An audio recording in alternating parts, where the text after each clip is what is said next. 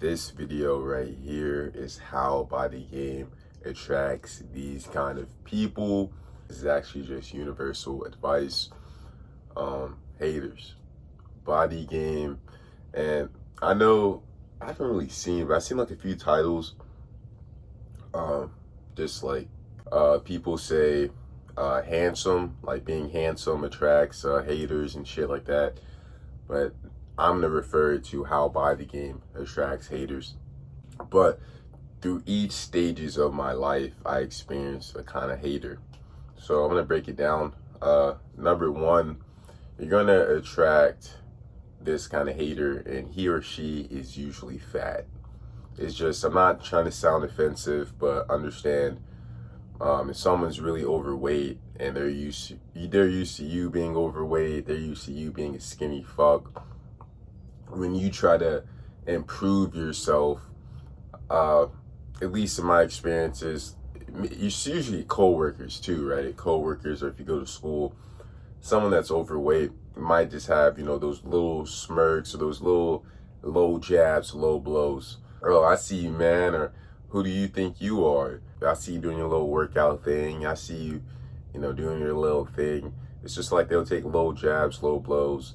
They might even like point something out like, hey, say you start improving your physique. But like, yeah, I see you improving your physique, but that's kind of messed up right there. Or like, that's kind of messed up. They're pointing out your little problems. And, haters gonna hate. I want you guys to understand that, especially if someone's overweight. So if you're improving your life and your image, it's gonna make other people feel a little bit more insecure about themselves. And number two is your family. People need to understand this. You're no different from any other person in the world. Your family, your close ones, if they've seen you be a fuck up for 5, 10, 15 years, and now you're trying to self-improve, hey man, I'm not gonna say 9 times out of 10 they're not gonna believe, but hey man, on average, if you've been fucking off, you've been doing drugs, you've been drinking, you've been locked up, getting in trouble, whatever, right?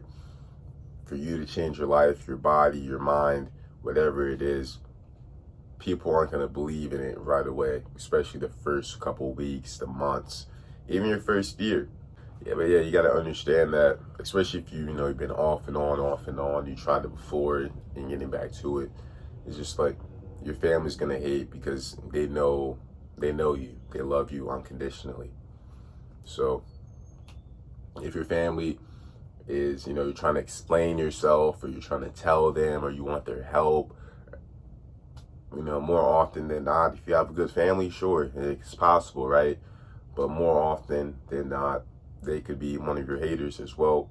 So understand that, especially if they're not fit as well. Going back to the first one, it's just when you really want to self-improve and you're waking up at a certain time, doing it day by day by day, it's very, very predominant that your family could be just some hating ass niggas too. And number three, if you guys are in school, and I guess in work as well, this doesn't apply, just hating ass niggas. The guys that just want to party, just want to get high, just want to chase girls, don't want to self-improve. These guys, just like the fat fucks, really, really are some hating ass niggas.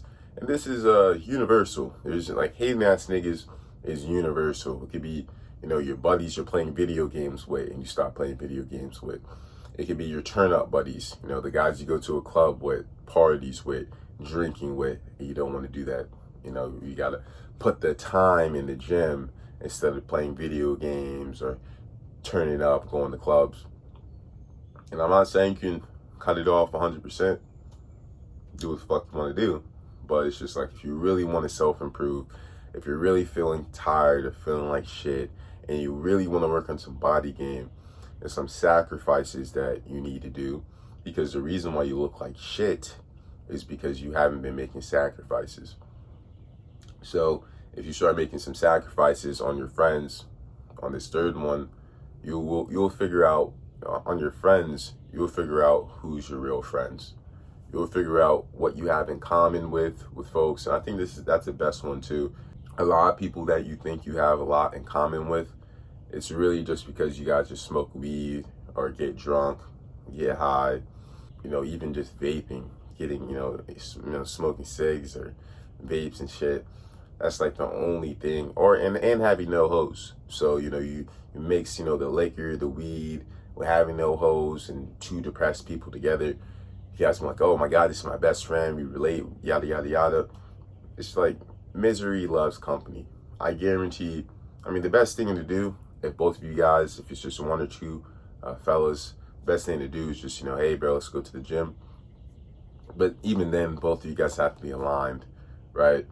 But on average, if, you step out to self-improve on that particular person, or if it's a group, on your particular group, they're going to feel a little inferior. Unless they're just some OGs, good people, like some real good people that